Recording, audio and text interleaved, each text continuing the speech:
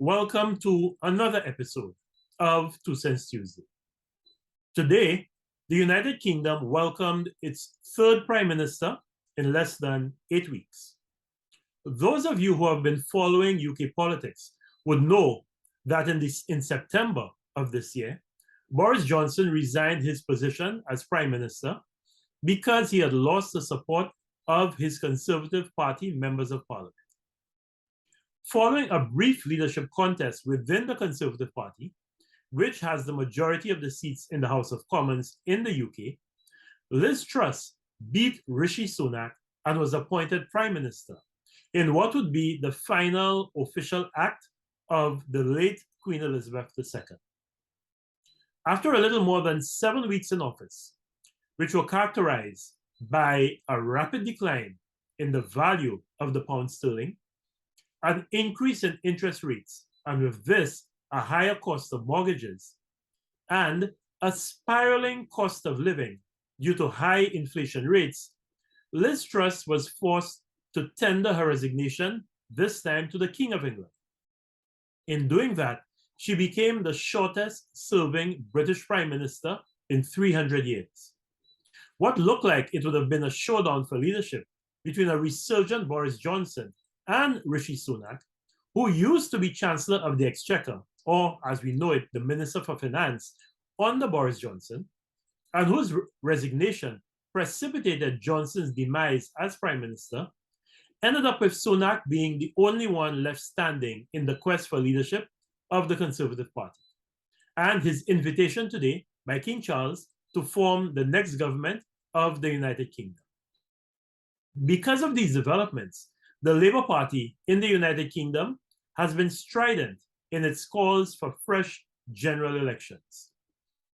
General elections were last held in the United Kingdom in December 2019, when Boris Johnson's Conservative Party secured a parliamentary landslide majority of 80 seats, which was its largest since 1987 under Margaret Thatcher. In that 2019 election, the Conservative Party won 43.6% of the vote. The slogan of the Conservative Party in that election was, "Get Brexit Done."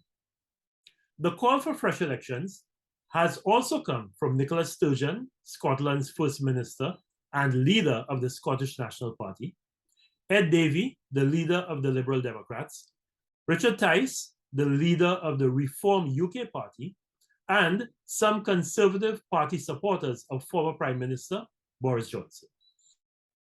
The argument they are using is that Rishi Sunak does not have a mandate from the people and that he has been made Prime Minister without having said anything about how he would run the country and without anyone ever voting for him to be Prime Minister.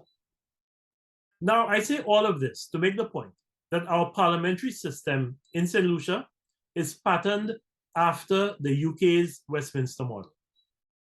We have been repeatedly told by our local constitutional experts that people do not vote for a prime minister under our constitution. The argument our constitutional experts use is that people vote in general elections for members of the House of Assembly. Under our constitution, the prime minister is appointed by the governor general. And I quote, according to our constitution, whenever the governor general has occasion to appoint a prime minister, he shall appoint a member, and it really should be she, but our constitution says he. Well, it should be he or she, but our constitution says he. He shall appoint a member of the House who appears to him likely to command the support of the majority of the members of the House, unquote. So yes, strictly speaking, according to the letter of our constitution, people do not vote for a prime minister in St. Lucia. However, the question I always ask is in which of the general elections we have had since independence, and I can go further back, but just choose not to, have the voters in this country not known who would be the prime minister if the UWP, SLP, or for a brief while, the PLP won the majority of the seats in the House of Assembly? Can anyone tell me with a straight face that there has ever been a modicum of doubt in the elections contested by Sir John Compton, Sir Alan Louisy, Sir Julian Hunt, Sir Vaughan Lewis, Dr. Kenny Anthony, Dr. Morella Joseph, Mr. Stevenson King, Mr. Alan Chasney, and Mr. Philip J. Pierre, who would lead the government as Prime Minister in the event that the parties led by these gentlemen and women won the election and they, the party leader, also won their seat? Can anyone look me in the eye and tell me that when they went to vote in any of the general elections between 1979 and 2021, they did not have a clear picture in their heads of who were the choices to be Prime Minister of St. Lucia? Can we say honestly that the campaigns of the parties that have contested these elections have not been based on the promotion of one individual as primus inter pares and the one who would lead the country after the general election? The fact is, we do vote for a Prime Minister in St. Lucia, as much as some would like to tell us we do not. The last general election was a battle between Philip J. Pierre and his team and Alan Chasney and his team, in the same way that every other election in our country has been a battle between the respective political leaders of the parties and their teams.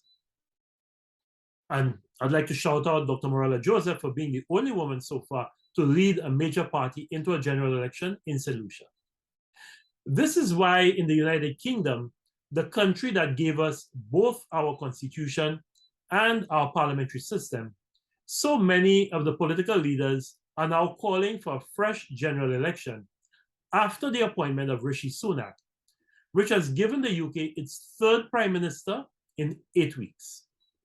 However, if we do not vote for prime ministers, but merely rely on the head of state, in the case of the UK, the King of England, to appoint as prime minister the person who appears to enjoy the support of the majority of the members of the House, there really should be no validity or basis for the claim that Rishi Sunak's position as prime minister is not validated by a vote of the UK electorate. In fact, in the most recent UK general election in 2019 that delivered the parliamentary landslide majority for the Conservative Party, Rishi Sunak received 36,693 votes in his constituency of Richmond, which represented 63.9% of the vote in that constituency. Boris Johnson, on the other hand, received 25,351 votes in the constituency of Uxbridge and South Ruislip, or 52.6% of the vote in that constituency. So actually, more people by numbers and percentage voted for Rishi Sunak than for Boris Johnson in 2019. But we all know that the Conservative Party did not achieve its victory in 2019 because of Rishi Sunak, although he did represent his party in the televised debates during the campaign. The public gave the Conservative Party in the UK its landslide majority on the strength of Boris Johnson's decisive Get Brexit Done campaign.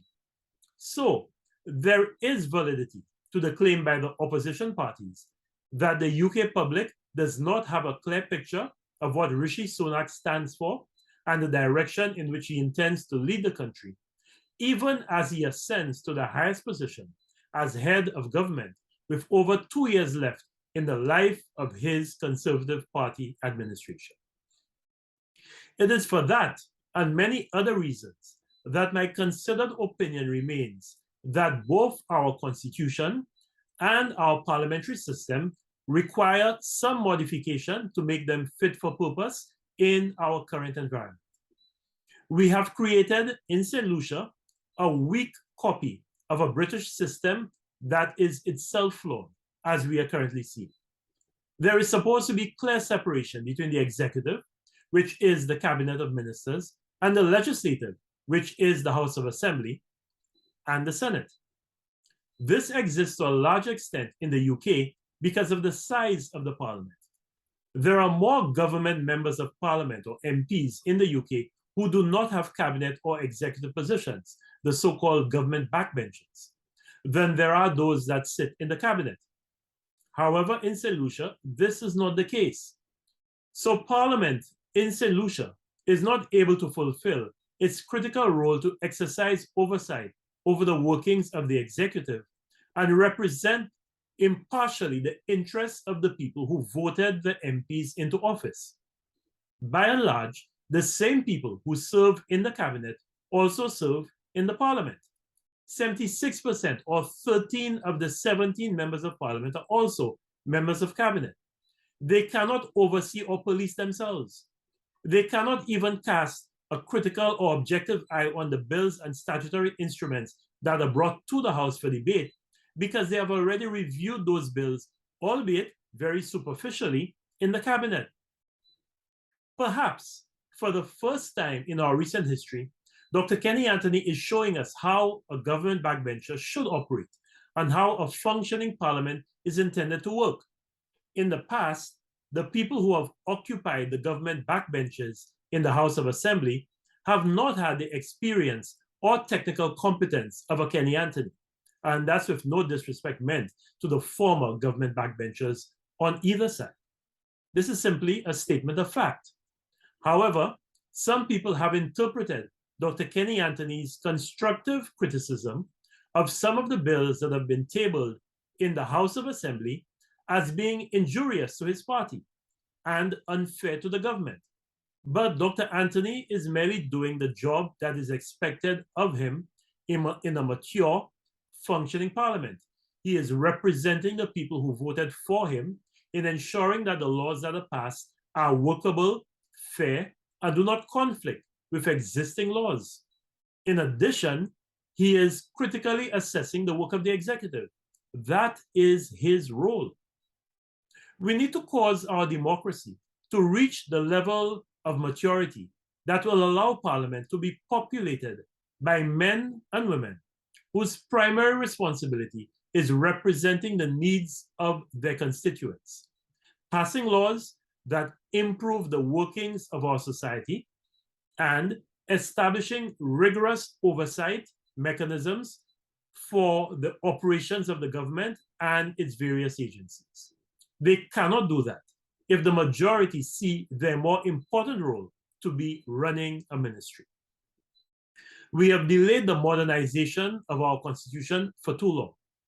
Unfortunately, I do not see any appetite among the current group of parliamentarians on either side of the political divide to get this done. So, I guess we will continue to vote for prime ministers by technically not voting for them, using the provisions of a cut and paste constitution that was handed down to us 43 years ago and handed down to so many others like us by our former colonial masters. That is what we are comfortable apparently doing. Thank you for viewing another 2 Cents Tuesday. Have a safe and productive week. Goodbye.